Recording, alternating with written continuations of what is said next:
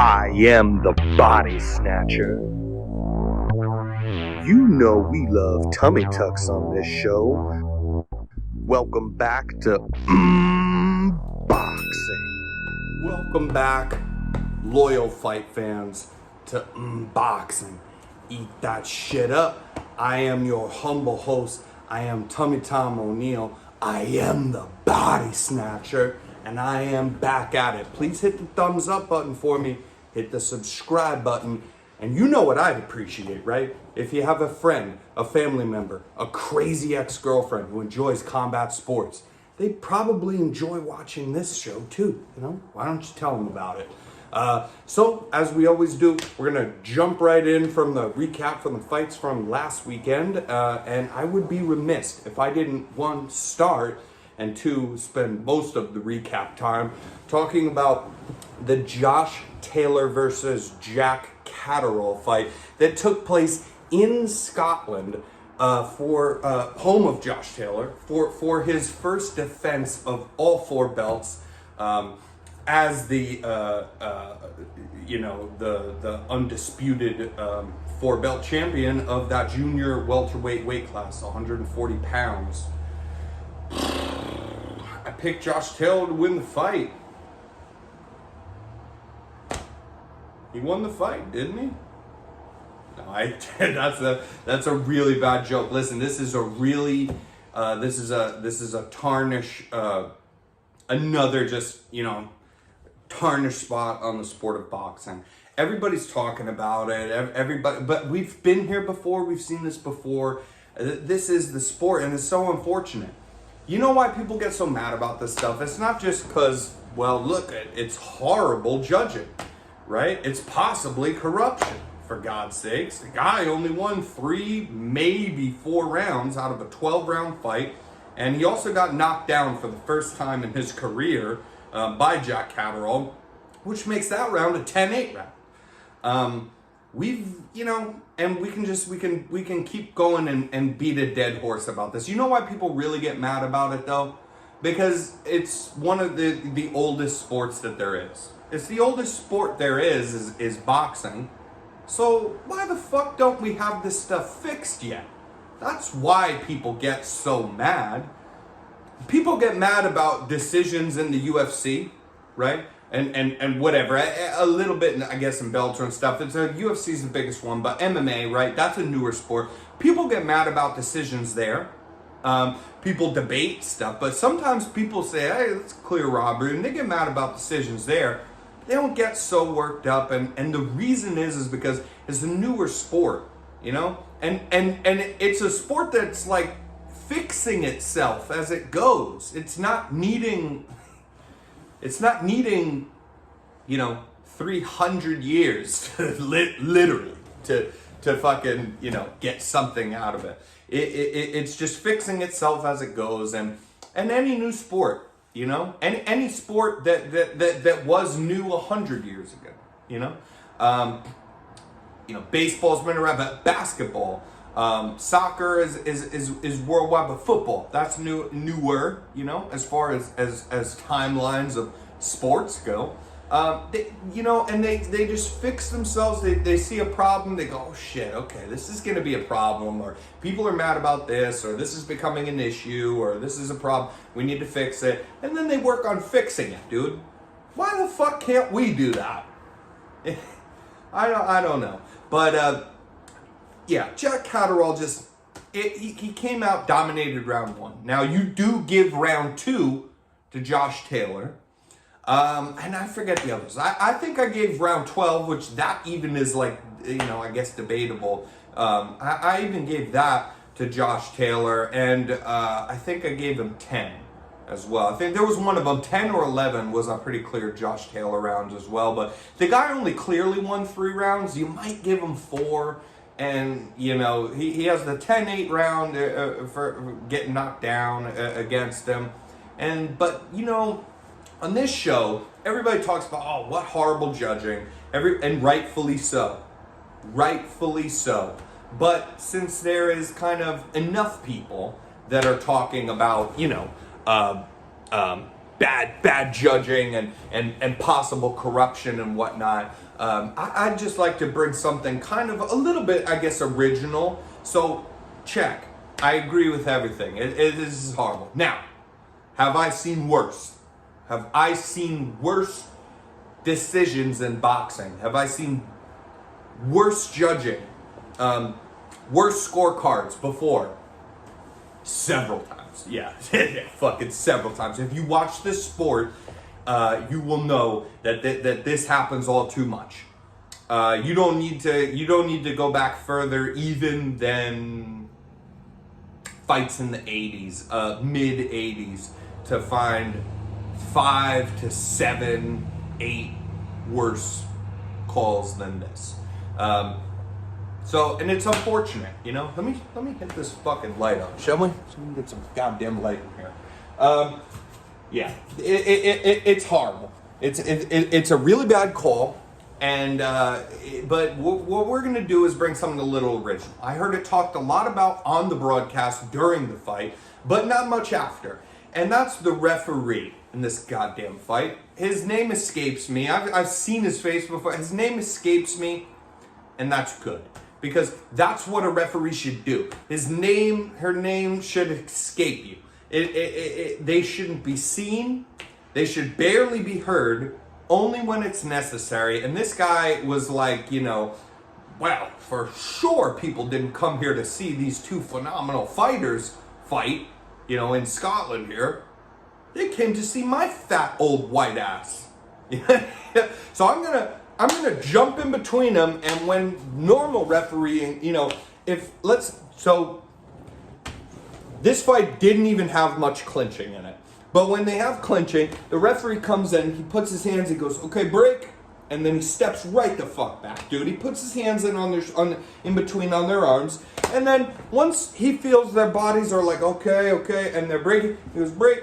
And then he goes, okay, cool. And he goes, fight. And if they do it again, he even might let him clinch for a second, goes, come on, guys, fight. You know? And just kind of lets the fight take place. You're supposed to be hands off as a referee. You are only supposed to intervene when it's completely necessary. And you're supposed to literally just be verbal about clinching, unless it's a blatant ball shot, like hitting you know, arguably along the line of the trunks. You're supposed to be verbal once, even 2 times. And then you give a warning where you might have to stop and put just for a second, and you don't stop, you don't send the fucking guys to the corners. You just stop it for a minute and you go, hey, you know, that's your warning. No more of that shit. And then they do it a 4th, 5th time. Then you're taking advantage and you deserve to have a point taken. It's that goddamn simple, but this guy's like sending them off to their corners, hopping in the middle of them in the screens, almost looking in the camera, like trying to catch some limelight there, and send them off to their corners, talking to them individually, stopping the fight. I mean, he's doing this like once, twice every round. This guy was outrageous, man. And we talked about, you know, already that I've seen worse calls in boxing. I don't think I've ever seen worse refereeing. Ever. Get this guy the hell out of there, dude. He's taking points without warning. He's pausing the fight every time he needs to just go clinch break, go back to your corner, and I'm going to talk to you in a bit. We're going to spend half the fucking round doing this. And then, you know, he's not even giving warnings out. He's just like, point, that's a point. And he's parading them around. Point, that's a point. Parading the fighters around. That's a point from him. And he's taking points from Jack Catterall. And I initially thought, you know, is this favoritism? Is he kind of looking out for Josh Taylor? And then later on, he takes a point for Josh Taylor. I don't even remember what he took points from Jack Catterall for. Because it's that fucking insignificant. And not ridiculous. And then he takes a point from Josh Taylor for literally for this. The bell rings. They do not hit beyond the bell. They immediately put their hands down. And sometimes they're worked up. You can stare somebody down, talk a little, but they're not even staring each other down. They're not talking shit. They're not doing none of that. And he takes a point from him from when they're walking past each other on their way to their corners. And Josh Taylor goes, hey, good fight. And kind of just goes like this, like good fight, buddy. And just goes like this. That light. Good fight. And he takes a point, and the round's over. There's no clock. The bell's rung. It's in between. And he goes, hey, again, stop. I'm going to fucking jump in there again. This referee should be dragged out in the field and shot. I mean, not really, but he's got me not worked up. Get that guy out of here, dude. Get him out of here. This was just a shit show.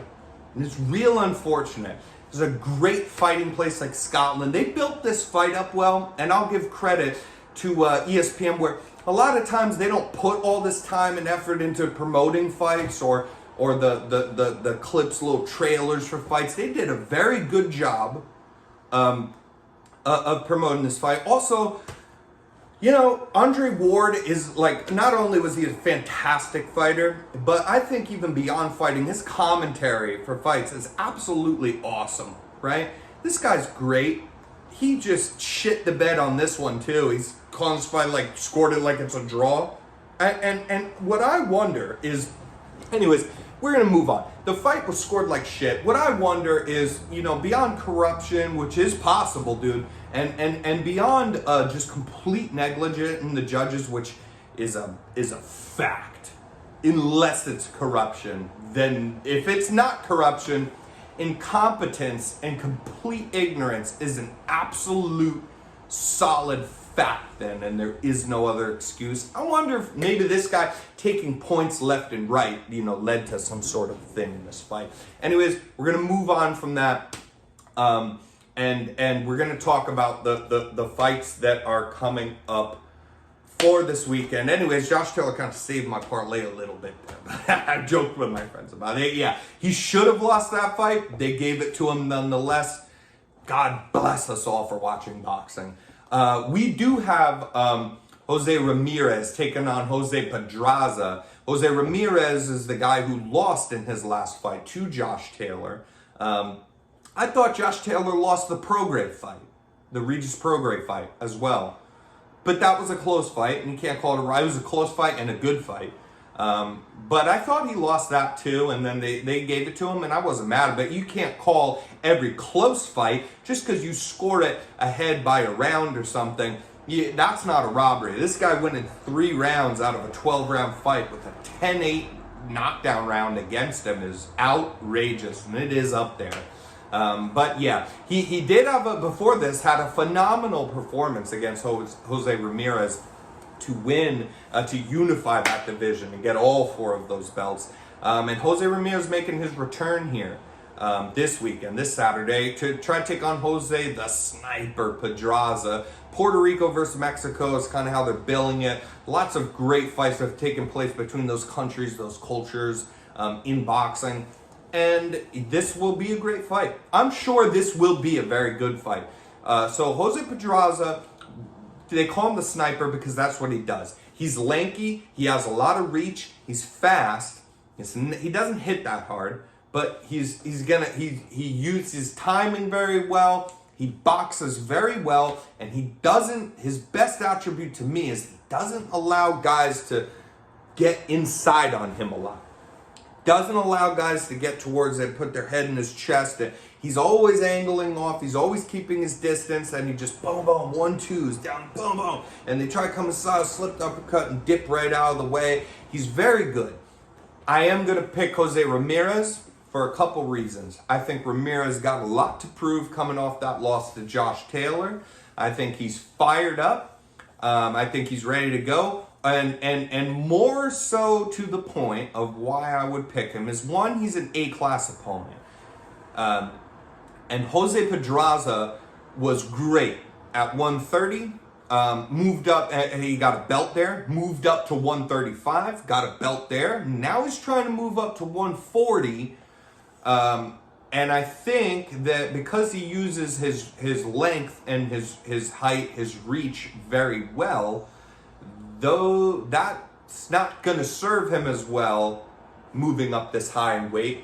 And I would think he could have some success here as well. Not like it's completely too big for him, but to move up to 140 and have an A-class opponent like Jose Ramirez, I don't see that going too well for him. I think he makes the fight real competitive because I still think he does what he does, where he's not going to get stopped easily at all. But yeah, I see Ramirez overpowering him, and I see that length not playing as much as a factor, that reach, as it used to, for him to keep guys back. I think you're moving up in weight for him, and the way he boxes, his style of fighting, you're not doing yourself any justice continuing to move up, and yeah, so that's just kind of where I stand on that. And then this is the one, baby, Roman Chocolatito Gonzalez, future Hall of Famer Roman Chocolatito Gonzalez, taken on Julio Cesar Martinez. This will be an epic fight. Now, Chocolatito, in his last fight, it was against Estrada, and that was the second fight, I believe, because he beat him before. They had the second fight. I thought he won that fight, but they did not give it to him. And again, those are the kind of fights you don't call robberies.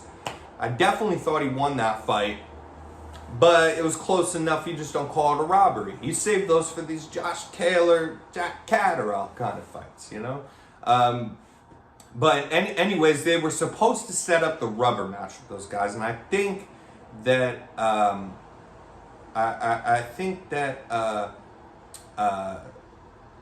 Estrada got COVID. I think it was COVID. I don't think he was injured. I think he got COVID, and so Chocolatito still wanting to fight.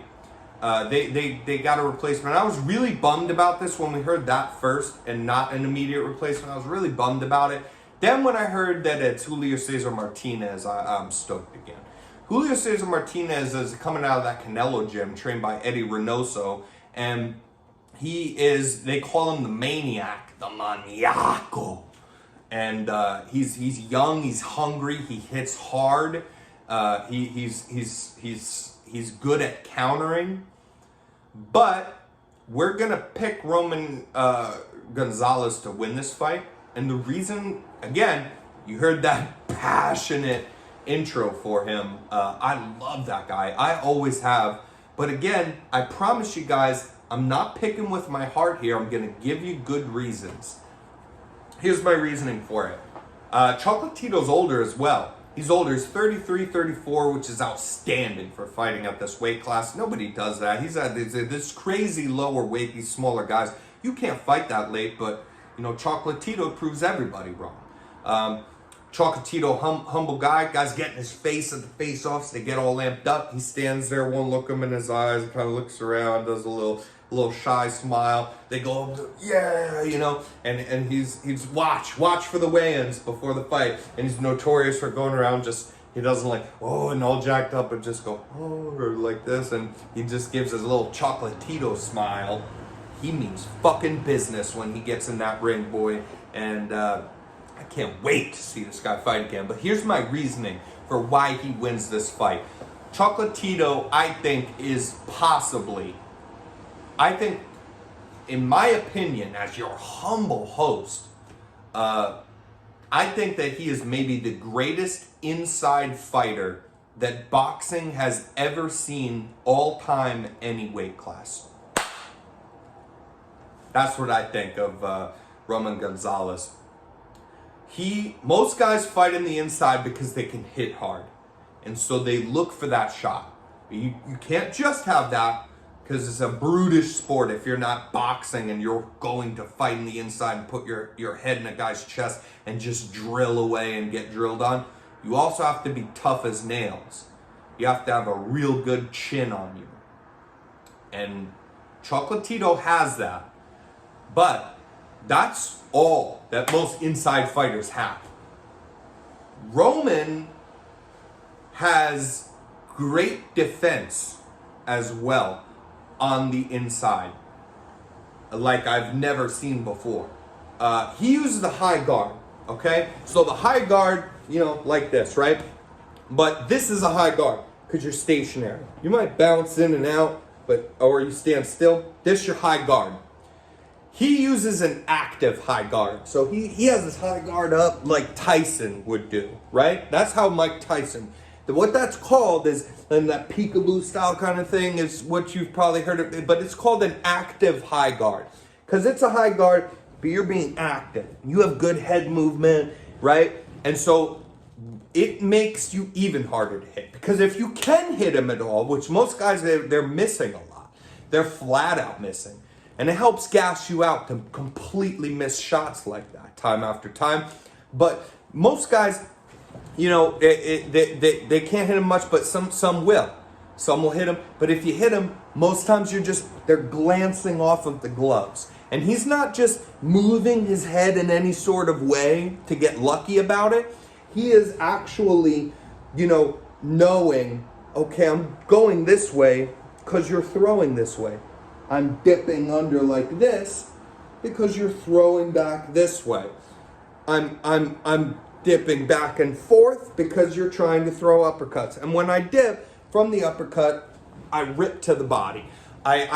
He throws hooks at people's guards so that he gets their guards to block the hook. He throws hooks not to land the hook.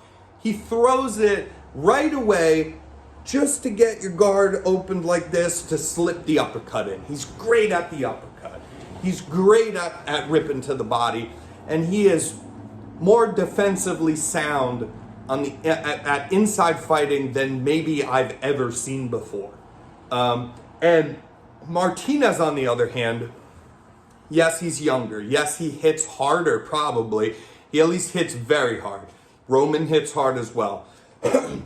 He's an action-orientated fighter. He stops guys. Martinez does. So this will be a great fight.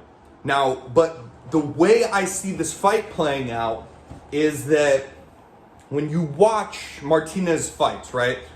Pick any, Julio Cesar Martinez, pick any fight he's had, period.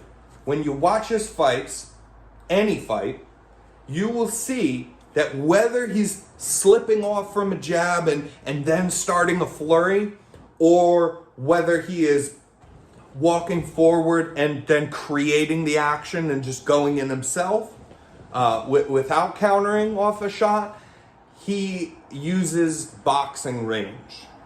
He wants to be in front of guys, but not in their chest, not right on the inside. He wants boxing range.